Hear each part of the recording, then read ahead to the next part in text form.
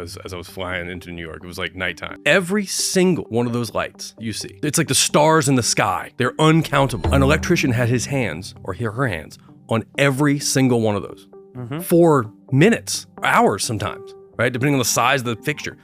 And that's just the fixture at the end of the wire. Think about all the things that feed that. And the scale is huge and never ending. And as we start building larger and more complex and higher stakes electrical systems, that demand's only gonna increase. The guys that taught me, my journeyman that I came up under, he was my age or a little younger than me, honestly, when I started working with him. He's retiring, man, in a few years.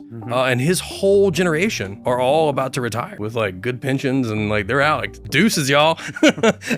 and they're leaving by the thousands, by the tens of thousands. And we gotta replace them. We have to replace them and we gotta train them up. It takes 4 or 5 years to get them up to the speed that they need to be at. By, again, most estimates, the US needs 81,000 new electricians every year for the next decade to keep pace with demand. Half the workforce is turning over, right? Maybe more than half. And yet data centers are trying to run 24/7 crews to keep up with all the outages that we've discussed here. I mean, let's take it to its logical extreme. Is AGI dependent on there being enough electricians? Are we never gonna reach the peak level of AI we need to? And is the bottleneck really people or is it just parts? It's both. It's absolutely both. But you don't know how many parts you need or what parts you need until you get more people and proper documentation out there. So an understanding of how stuff is put together, it is the #1 bottleneck to not just data center maintenance and construction, but electrification broadly. So behind the installation of every single EV charger going in all these parking lots and commercial solar on a roof, if you were to put solar on this roof, it would take somebody a couple of days just to figure out how all this is put together and how